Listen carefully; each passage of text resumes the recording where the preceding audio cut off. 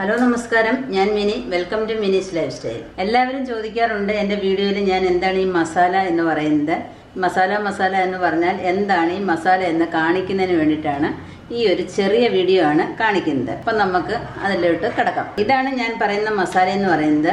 ഇത് അങ്ങാടിക്കടയിൽ ചെന്നാൽ നമുക്ക് ഈ ഒരു കെട്ടായിട്ട് നമുക്ക് വാങ്ങിക്കാൻ കിട്ടും.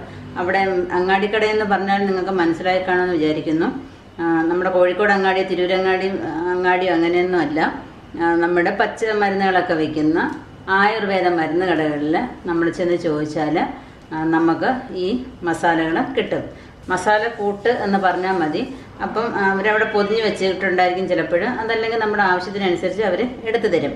ഇപ്പം നമ്മൾ ഇതെല്ലാം കൂടെ ചേർത്ത് പൊടിച്ചാൽ നല്ല ടേസ്റ്റാണ് കറികൾക്ക്. മസാലയിൽപ്പെട്ട എല്ലാ സാധനങ്ങളും ഇതിനകത്തുണ്ട്. പെരുംജീരകം, ഗ്രാമ്പൂ, ഏലയ്ക്ക, പട്ട, ഈ പൂ മാതിരിയുള്ള സാധനം, ജാതിക്ക, ജാതിപത്രി, കുരുമുളക് എല്ലാം ചേർന്നാണ് ഈ മസാല എന്ന് പറയുന്നത്. പിന്നെ ഏലയ്ക്ക മാത്രമേ വില കൂടുതലാണ്ട് അവർ ഇച്ചിരി കുറയ്ക്കത്തുള്ളൂ. അത് നമ്മൾ ഒരു പാക്കറ്റിലൂടെ വാങ്ങിച്ചതിനകത്ത് ഇട്ടാലും മതി. അത്ര തന്നെ ആയാലും കുഴപ്പമില്ല. നമ്മൾ ഇത് പൊടിച്ചു വെച്ചിരുന്നാൽ പിന്നെ നമ്മൾ വേറെ ഒരു മസാലയും വാങ്ങേണ്ട ആവശ്യമില്ല. ഇത് ഇറച്ചി എന്ന് വെച്ചാൽ എല്ലാ ഇറച്ചി അതിൽപ്പെടും. ചിക്കൻ, മട്ടൻ, ബീഫ്, കടലക്കറി, മസാലക്കറി എല്ലാം ഇതിനകത്ത് പെടുന്നതായിരിക്കും. ഏതിനും ഞാൻ ഇത് തന്നെയാണ് ഉപയോഗിക്കുന്നത്. ഇത് തയ്യാറാക്കുന്ന രീതി എന്ന് പറഞ്ഞാൽ നമ്മൾ വാങ്ങിക്കൊണ്ട് വന്നിട്ട് ഒരു ദിവസം വെയിൽ കൊള്ളിക്കുക. എന്നിട്ട് അതൊന്ന് ഫ്രൈ ആക്കിയതിന് ശേഷം മിക്സിയിലിട്ട് പൊടിച്ച് വെച്ചേക്കണം. എയർ ടൈറ്റായിട്ടുള്ള ഒരു കുപ്പിയിലോ ടിന്നിനകത്തോ ഇട്ട് അടച്ചു വെച്ചിരുന്നാൽ എത്ര നാൾ വേണമെങ്കിലും ഇത് യൂസ് ചെയ്യാം.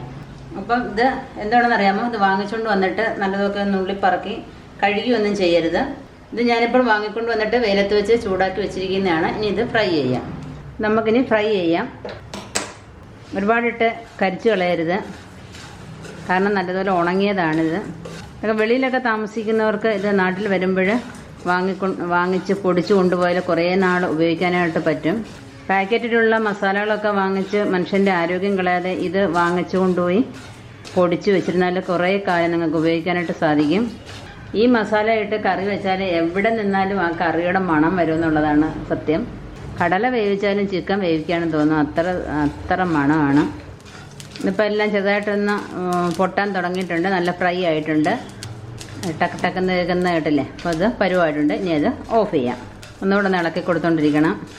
തണുത്തതിന് ശേഷം മിക്സിയിലിട്ട് നമുക്ക് പൊടിച്ച് വയ്ക്കാം. നമ്മുടെ മസാല നല്ലതുപോലെ പൊടിച്ചെടുത്തിട്ടുണ്ട്. ഇതാണ് നമ്മുടെ ഗരം മസാല.